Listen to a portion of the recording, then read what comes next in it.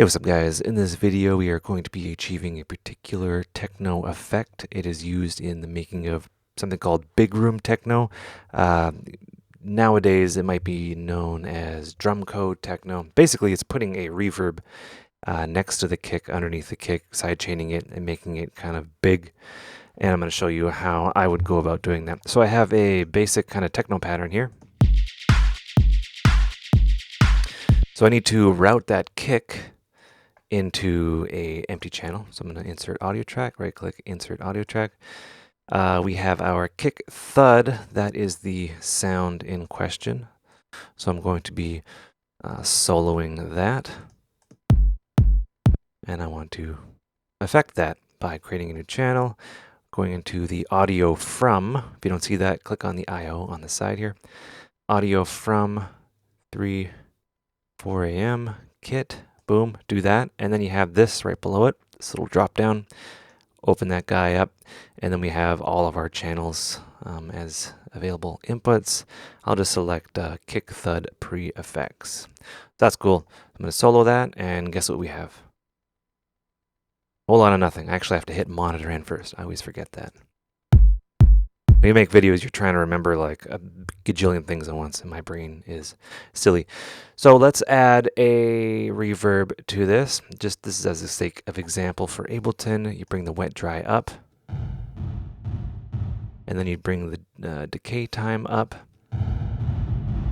and then you'd add a sidechain compressor. But there is a kind of a modern way to go about it. I'm going to be using the FabFilter reverb simply because it sounds a bit better. It's a bit darker, and techno needs some darkness from time to time, especially this particular offshoot. All right, so that's what it sounds like. And the cool thing about FabFilter Pro R is you have direct control of the input EQ and the actual decay rate. So you can have decay dependent on frequency, which is pretty good. And then you have overall brightness. You can make it dark or bright. And what that is basically tilting the EQ. If you go dark, you're shaving off the high end. If you go bright, you're shaving off the low end. And this is a useful knob. It's a knob that represents the words that we make up to describe sound. That's a dark reverb, that's a bright reverb, etc., etc. I need to shape this now, so I'm going to load up something else, new school. Typically, you'd use a sidechain compressor, but LFO tool is what we need here. It's an excellent way to kind of shape it the way that we want. So yeah, you just drop that on there.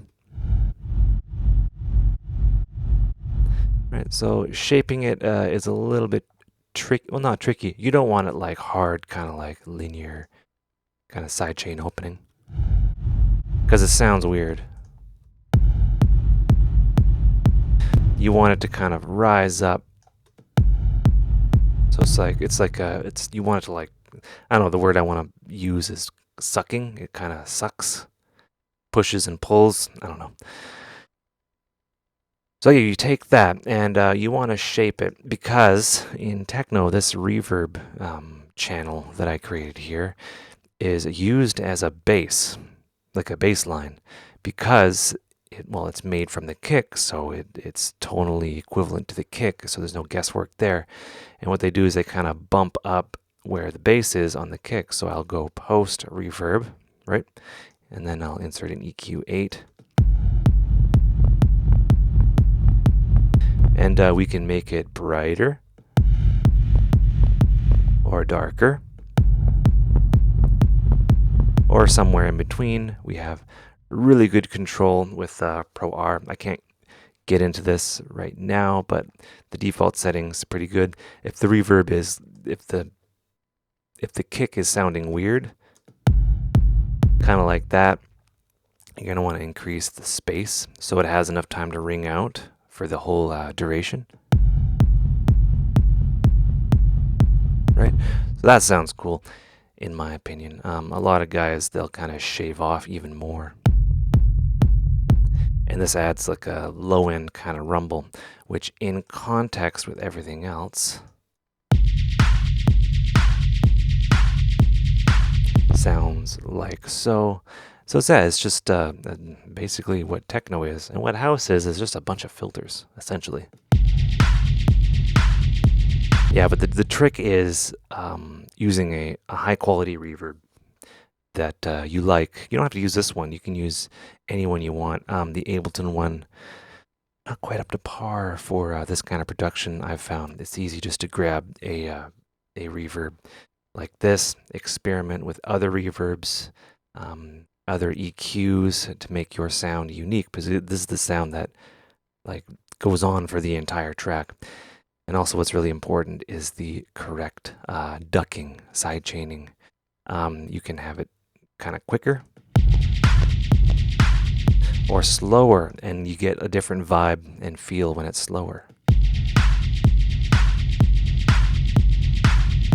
as opposed to this, which just sounds weird.